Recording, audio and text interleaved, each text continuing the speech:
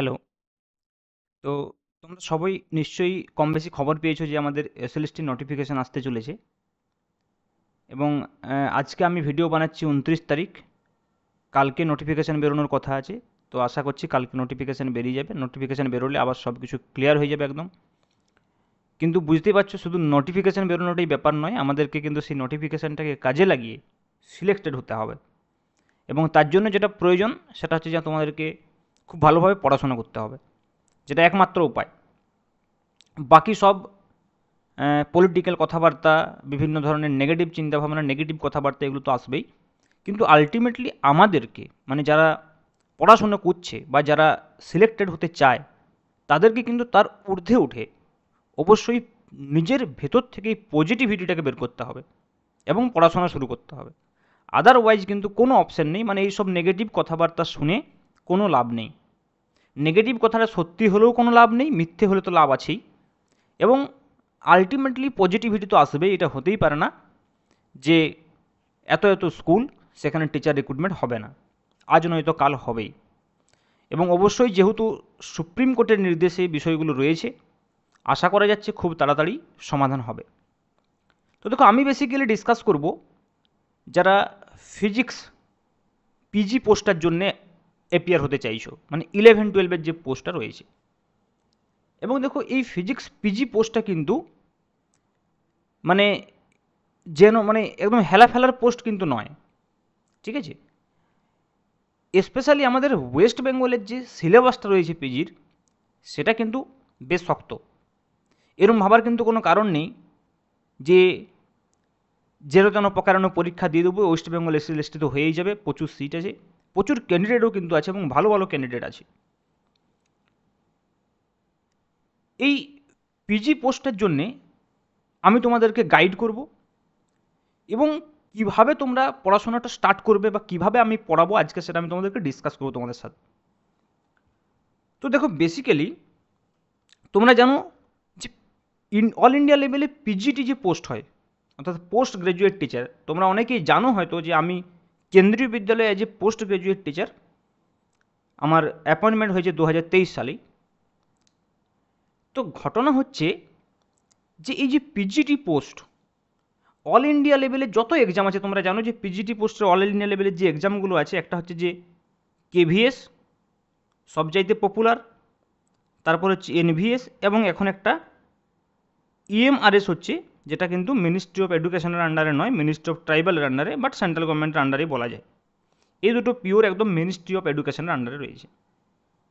তো এই এক্সামগুলোর যে সিলেবাস, আর আমাদের যদি ওয়েস্ট বেঙ্গল এসএসসির সিলেবাস আমরা বলি বা ওয়েস্ট বেঙ্গল এসএলএসটির যদি সিলেবাস বলি, বিস্তর পার্থক্য আছে কিন্তু। কেন বলছি বিস্তর পার্থক্য আছে? কারণ এই এক্সামগুলোতে তোমার যে নলেজটা ওরা চায়, সেটা হচ্ছে বেসিক্যালি এনসিআরটি বেস। এবং এই যে এনসিআরটি বেস নলেজ, তার মানে আমরা এর থেকে আরেক ধাপ এগিয়ে, যেহেতু টিচার রিক্রুটমেন্ট এক্সাম, অবশ্যই টিচারদের নলেজটাকে আরেক ধাপ এগিয়ে জাজ করার চেষ্টা করা হয়।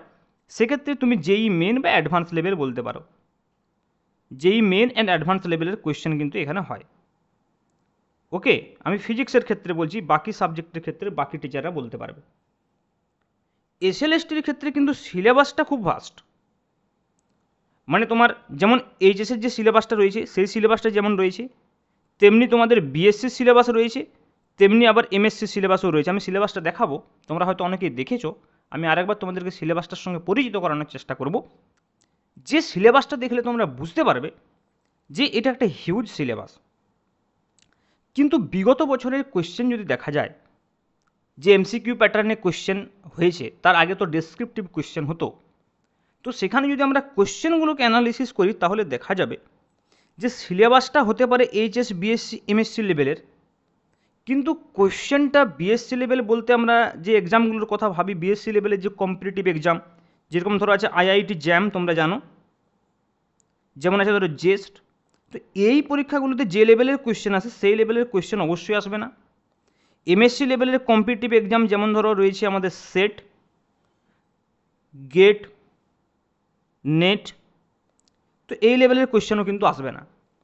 তোমাদের আগে ক্লিয়ার হওয়া উচিত যে সিলেবাস অনুযায়ী কোন লেভেলের কোয়েশ্চেন আসতে পারে, তা না হলে কিন্তু এই কম সময়ের মধ্যে তোমার যে প্রিপারেশনটা সেটা কিন্তু একদম জলে চলে যাবে।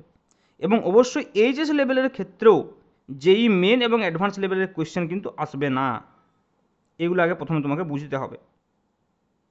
অ্যাডভান্স লেভেলের কোয়েশ্চেন কিন্তু আসবে না, এই কোয়েশ্চেনগুলো কিন্তু আসবে না। তাহলে স্যার সিলেবাস অনুযায়ী কী কোয়েশ্চেন আসবে? না, সিলেবাস অনুযায়ী যে কোয়েশ্চেনগুলো আসবে সেইগুলো হচ্ছে যে বেসিক্যালি পুরো সিলেবাসের উপরে যে বেসিক কোয়েশ্চেন। মানে দেখো সিলেবাসটা তো পুরো ভাস্ট, কিন্তু কোয়েশ্চেন আসবে বেসিক কোয়েশ্চেন। মানে বিএসসির যে সিলেবাসটা রয়েছে তার প্রত্যেকটা থিওরাম তোমাকে জানতে হবে, থিওরিগুলোর যে রেজাল্টগুলো জানতে হবে, আন্ডারস্ট্যান্ডিং থাকতে হবে, তাহলেই তুমি কিন্তু আনসার করতে পারবে। মানে বেশি করে নিউমারিক্যাল টাইপস কোয়েশ্চেন কিন্তু খুব বড় বড় আসে না, ছোট ছোট নিউমেরিক্যাল টাইপস এবং কনসেপচুয়াল কোয়েশ্চেন আছে। মানে তোমাকে পুরো সিলেবাসটা সম্পর্কে জানতে হবে, এমএসসিতে যা যা রয়েছে, বিএসসিতে যা রয়েছে, এবং সিম্পল কোয়েশ্চেন সেগুলো কিন্তু তোমাকে করে যেতে হবে। না এত বড় সিলেবাস তোমাকে যদি এই লেভেলের কোয়েশ্চেন দিতে শুরু করে প্রত্যেকটাতে এতগুলো এক্সাম একসঙ্গে তো কভার করা সম্ভব নয়, বুঝতেই পারছো। লোকে শুধুমাত্র নেটের জন্য, সেটের জন্য প্রিপারেশান নেয়, শুধুমাত্র জ্যামের জন্য 2 বছর 1 বছর প্রিপারেশান নেয়, শুধুমাত্র যেই মেন অ্যাডভান্সের জন্য প্রিপারেশান নেয়। তাহলে বুঝতেই পারছো তোমরা যে সেক্ষেত্রে কিন্তু বিষয়টা খুব টাফ হয়ে যায়, সেক্ষেত্রে কিন্তু বিষয়টা খুব টাফ হয়ে যায়।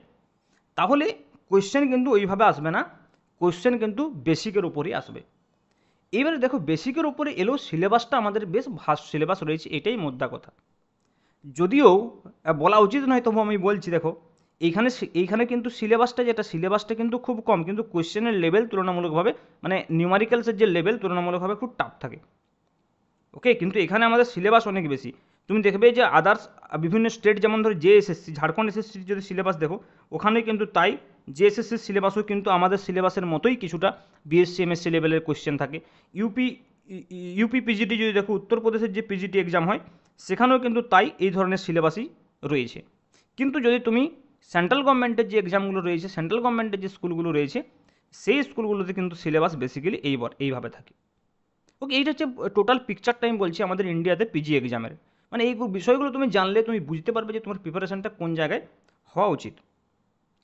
এইবারে দেখো আমি তোমাদেরকে বলি, এবার আমরা দেখব যে এর যে স্ট্রাকচারটা কী আছে, সিলেবাসের স্ট্রাকচারটা কী আছে, যেটা আমাদের পুরানো সিলেবাসেই পরীক্ষা হবে, অলরেডি বলে দিয়েছে।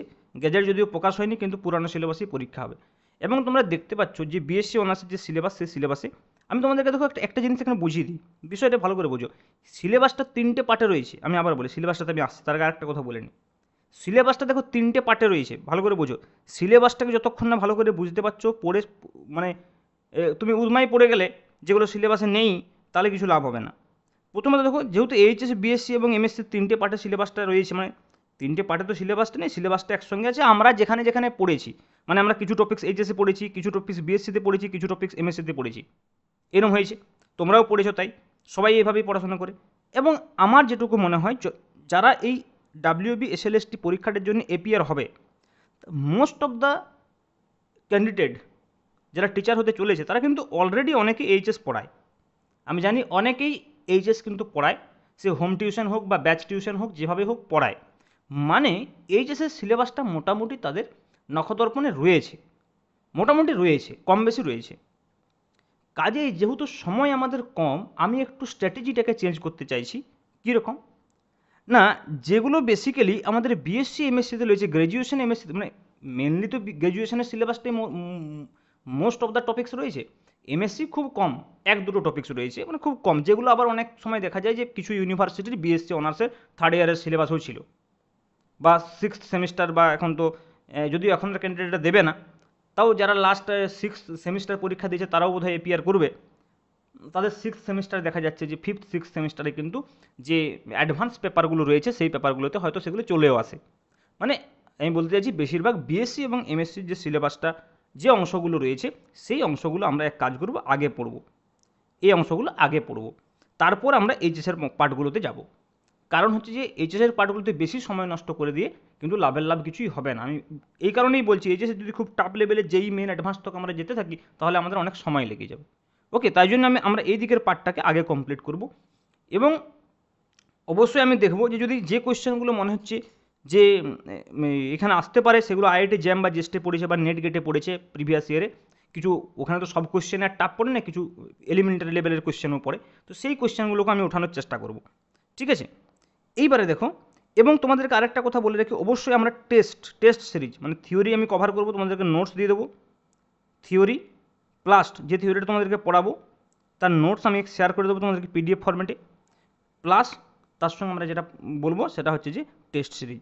অবশ্যই আমার অ্যাপ্লিকেশন রয়েছে, সেই অ্যাপ্লিকেশনটা আমি শেয়ার করে দেবো তোমাদেরকে, সেই অ্যাপ্লিকেশন তোমরা টেস্ট সিরিজ পেয়ে যাবে, এবং টেস্ট সিরিজ পুরোপুরি আমি টাইপ ফরম্যাটে দেবো, এমন নয় যে ছবি তুলে দিয়ে দিলাম, মানে ক্যাজুয়াল নয় আর কি, একদম টাইপ ফরম্যাটে থাকবে। এবং কীভাবে থাকবে, মনে করো একটা কোয়েশ্চেন থাকলো, দুটো মনে করো 20টা কোয়েশ্চেন একটা টেস্ট হচ্ছে, দুটো কোয়েশ্চেন 3টে কোয়েশ্চেন পরপর তোমরা পরীক্ষা দেবে, ABCD অপশান থাকবে, তোমরা পরীক্ষাটা দেওয়ার পরে সঙ্গে সঙ্গে রেজাল্ট জানতে পারবে এবং তোমার পজিশন জানতে পারবে যতজন পরীক্ষাটা দেবে তার মধ্যে। এবং দ্য মোস্ট ইম্পর্টেন্ট পার্ট যেটা টেস্ট সিরিজটা, সেটা হচ্ছে টেস্টটা দেওয়ার পর প্রত্যেকটা কোয়েশ্চেনের ডিটেল সলিউশন তুমি পেয়ে যাবে ওখানে। মানে মনে করো একটা কোয়েশ্চেন আছে, সেই কোয়েশ্চেনটা তুমি বি অপশান করেছো, সেটা কারেক্ট নয়, সি অপশান কারেক্ট, তাহলে যখনই তুমি আনসারটা দেখবে তার ডিটেল সলিউশন নিচে দেওয়া থাকবে, যেখানে ওই কোয়েশ্চেনটার যে আনসারটা সেটা ডিটেল সলিউশন করা থাকবে এবং কেন অপশান সি কারেক্ট সেটা বলা থাকবে। আশা করি তোমাদের পুরো বিষয়টা ক্লিয়ার হয়েছে। ওকে, এইবার দেখো আমরা সিলেবাসটাকে একটু দেখলে তোমরা আমার কথাগুলো আরও জাস্টিফাই করতে পারবে যে আমি যে কথাগুলো বলছি কেন আমি বলছি ওইভাবে। দেখো ফর এক্সাম্পল আমি সিম্পল একটা এক্সাম্পল দিচ্ছি, ম্যাথামেটিক্যাল ফিজিক্সের অংশটা, মানে মেকানিক্স অ্যান্ড জেনারেল প্রপার্টি যে ম্যাটার লেখা আছে, কিন্তু বেসিক্যালি প্রথমে স্টার্টিংটা হয়েছে ম্যাথামেটিক্যাল ফিজিক্স দিয়ে, এবং ফিজিক্সের যে কোনো এক্সামের সিলেবাসে তাই হয়। এবং ম্যাথামেটিক্যাল ফিজিক্সে কী আছে বেসিক্যালি দেখো, প্রথম অংশটা যদি তুমি খুব ভালো করে লক্ষ্য করো, স্টার্টিংটা যেটা কিন্তু এইচএসের সিলেবাস দিয়ে স্টার্ট হয়েছে। কীরকম না, যেমন ধরো scalars and vectors, unit vectors, addition and subtraction of vectors, analytical method মানে প্যারালোগ্রাম ল এবং triangle law, product of vectors, এইখানে পর্যন্ত যদি আমরা ধরি প্রোডাক্ট অফ ভেক্টর, এটা কিন্তু এইচএসের সিলেবাস, বেসিক এইচএসের সিলেবাস, বুঝতে পারছো, এটা তোমরা অনেকবার করেছো। তারপরে দেখো জাস্ট একটা ছোট্ট করে কথা লিখেছে ভেক্টর অ্যানালিসিস। এই যে ভেক্টর অ্যানালিসিস বলতে কতটা সিলেবাস বোঝাচ্ছে এখানে কিন্তু লেখা নেই, কিন্তু প্রিভিয়াস ইয়ারের কোয়েশ্চেন দেখলে ক্লিয়ার হবে বিষয়টা, যে আগে কি কি পড়েছে এখান থেকে, ভেক্টর অ্যানালিসিস থেকে দেখা যাবে গ্রেডিয়েন্ট, ডাইভারজেন্স, কার্ল এবং ভেক্টর ইন্টিগ্রেশন থেকে ছোটো ছোটো কোয়েশ্চেন এসেছে। তাহলে আমরা কি করব, আমরা প্রথমে কিন্তু ভেক্টর অ্যানালিসিস পার্টটা পড়ব, প্রথমে স্কেলার ভেক্টর, হ্যাঁ, প্যারালোগ্রাম ল, ট্রায়াঙ্গেল ল, এইসব পড়ে আমরা প্রথমে সময় নষ্ট করবো না, এগুলো শেষে, এগুলো কমপ্লিট হওয়ার পর এগুলো। ওকে, তাহলে দেখো ভেক্টর অ্যানালিসিসটা পড়ে নিলে, তারপর দেখো ম্যাট্রিসেস, সিম্পল ম্যাট্রিসেস লেখা আছে, মানে ম্যাট্রিসেস বলতে এখানে কী থাকবে, নিশ্চয়ই তোমরা 11-12 যে ম্যাট্রিসেস পড়েছো সেখানে যে বেসিক প্রপার্টিগুলো নয়, বেসিক্যালি এখানে আইগেন ভ্যালু এবং আইগেন ফ্যাক্টর থেকে কোয়েশ্চেন থাকবে, যদি কোয়েশ্চেন আসে ম্যাট্রিক্স থেকে, যদি কোয়েশ্চেন আসে সিম্পল কোয়েশ্চেন আসবে, but eigen value eigen factor থেকে কোয়েশ্চেন আসবে। এই যে টপিক্সগুলো আমি বলছি, এই টপিক্সগুলোকে এইভাবে আমাদেরকে এগিয়ে নিয়ে যেতে হবে। আবার দেখো এখানে mechanics of a system of particles আছে, সঙ্গে সঙ্গে এখানে বলেছে ল্যাগ্রেঞ্জিয়ান অ্যান্ড হ্যামিল্টনিয়ান ফর্মুলেশন, দেখো বলে দিয়েছে, এটা বিএসসিতেও রয়েছে আবার এমএসসিতেও রয়েছে।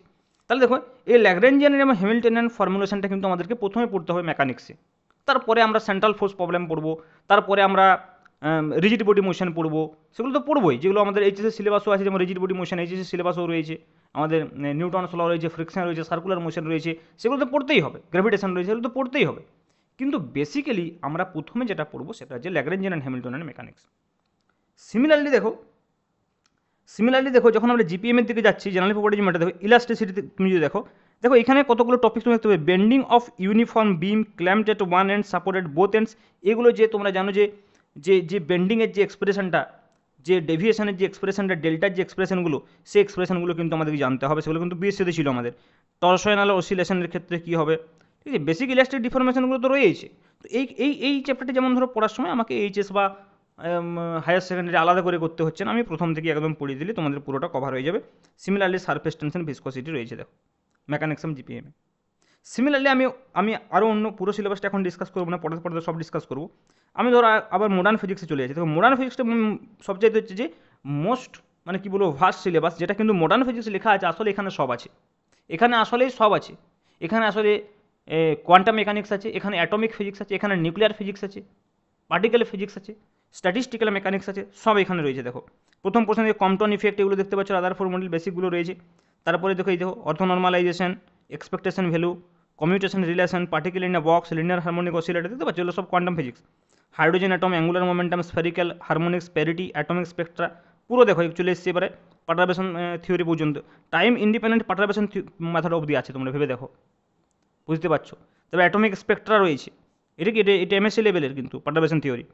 সোডিয়াম ডি লাইন রয়েছে, জিমান অ্যান্ড স্টার্ক ইফেক্ট রয়েছে, মলিকুলার স্পেকট্রোকপি রয়েছে, দেখো মলিকুলার স্পেকট্রা রয়েছে, রোটেশন এবং রামান ইফেক্ট রয়েছে, সিলেকশন রুল সিমেট্রি সব এমএসসিতে রয়েছে, নেটের সিলেবাসে রয়েছে। তেমনি দেখো সলিড স্টেট আবার রয়েছে এখানে, দেখো ক্রিস্টাল স্ট্রাকচার দেখেছো, সলিড স্টেট রয়েছে, স্ট্যাটিস্টিক্যাল মেকানিক্স রয়েছে, দেখো নিউক্লিয়ার ফিজিক্স রয়েছে, পার্টিকেল ফিজিক্স রয়েছে, লেজার রয়েছে, কি নেই এখানে, রিলেটিভিটি রয়েছে। দেখো পুরো এটা কিন্তু মডার্ন ফিজিক্স লেখা আছে, কিন্তু পুরো ওই সেকশনগুলো রয়েছে, মানে বুঝতেই পারছো কি ডেঞ্জারাস। ইলেকট্রনিক্সে কিছুটা ছাড় আছে, ইলেকট্রনিক্সের সিলেবাসটা অতটাও ভাস্ট নয়, তবুও সিম্পল আমাদের এখানে ট্রানজিস্টার অবধি পড়তে হচ্ছে, ঠিক আছে। এখানে ওই আমাদের অপারেশনাল এমপ্লিফায়ার সিলেবাসে দেখা যাচ্ছে না, তবে এমপ্লিফায়ার্স লেখা আছে, মানে হালকা করে এগুলো পড়ে নিতে হবে। যদি এই এমপ্লিফায়ার্সটা ওই বাইপোলার জাংশন ট্রানজিস্টারের এমপ্লিফায়ারই বটে। আচ্ছা, বুলিয়ান এলজেব্রাটা রয়েছে এখানে একটু সামান্য, তার সঙ্গে ভেকাম টিউবসটা রয়েছে, ভেকাম টেকনিকটা রয়েছে, ওকে। আর পার্টিকেল অ্যাক্সিলারেশন, রেডিয়েশন, নিউক্লিয়ার ফিজিক্সও থাকে অনেক সময়। তো বুঝতেই পারছো যে সিলেবাস কিন্তু বেশ ভাস্ট। তেমনি এখানে হিট অ্যান্ড থার্মোডাইনামিক্স রয়েছে। ম্যাগনেটিজমের ক্ষেত্রে দেখো, লাস্টে আমি একটু দেখতে চাইবো, এখানে একটা ছুট আছে মনে হচ্ছে যে আমাদের ম্যাক্সওয়েলস ইকুয়েশনগুলো নেই, মানে ইলেকট্রোম্যাগনেটিক থিওরি একবার দেখে নিচ্ছি, 1 মিনিট। দেখো এখানে electric potential, equipotential surface, multiple expansion, polarisation, এগুলো তো সব আছেই, কিরচফস ল, এসি অল্টারনেটিং না। এখানে দেখো আমাদের ইলেকট্রোম্যাগনেটিক ওয়েভস, ইএম ওয়েভস এখন দেখা যাচ্ছে না, পরে আবার আমরা সিলেবাসটা রিভিউ করবো ভালোভাবে, যদি মোটামুটি কোথাও পাওয়া যায় অবশ্যই পড়াবো, মানে এই সিলেবাসে যা লেখা আছে তোমাদের একটা টপিক আমি বাদ দেবো না, ঠিক আছে, ক্লিয়ার। তাহলে বুঝতে পারছো সিলেবাসটার কি একটা ভাস্টনেস রয়েছে, বিশাল সিলেবাস, মানে 2-3 মাসের মধ্যে সিলেবাস কমপ্লিট করা বেশ চ্যালেঞ্জিং, এবং তাতে করে যদি তোমরা আরও উল্টাপাল্টা পড়তে শুরু করে দাও, আরও বেশ বিপজ্জনক, এদিক ওদিক যদি পড়তে শুরু করে দাও সেটা কিন্তু বেশ বিপজ্জনক হয়ে যাবে। কাজেই প্রিসাইসলি সিলেবাস ওয়াইজ পড়তে হবে। কোয়েশ্চেন হয়তো খুব টাফ থাকবে না, কিন্তু সেই টপিকটা সম্পর্কে ধারণা না থাকলে সহজ কোয়েশ্চেনও তো পারবে না। মনে করো কেউ পারটারবেশন থিওরি সম্পর্কেই জানে না, তাহলে সেখান থেকে একটা সিম্পল স্টেটমেন্ট কোয়েশ্চেন দিলেও তো তুমি পারবে না পারটারবেশন থিওরি থেকে, বিষয়টা এইটা, ঠিক আছে। তো বুঝতেই পারছো, এভাবে যদি আমরা পড়ি অবশ্যই সাকসেস পাবো, এবং আমার কমিটমেন্ট থাকবে পুরোপুরি সিলেবাসটাকে কভার করার। তোমরা আমার সঙ্গে সহযোগিতা করলে অবশ্যই করব। অবশ্যই তোমরা যদি অ্যাডমিশন নিতে চাও তাহলে অবশ্যই আমার সঙ্গে যোগাযোগ করবে, আমি আমার নাম্বারটা এখানে দিয়ে দিচ্ছি, 7551892726। এই নাম্বার তোমরা হোয়াটসঅ্যাপ করবে বা কল করবে, আমাকে পেয়ে যাবে, অ্যাডমিশনের প্রসেস তোমাদেরকে আমি বলে দেবো, ওকে। ঠিক আছে, চলো এইটুকুই থাক, নেক্সট দিন আমি কোনো একটা টপিক্স নিয়ে ডেমো ক্লাস তোমাদের এই চ্যানেলে দিয়ে দেবো, ওকে। Thank you.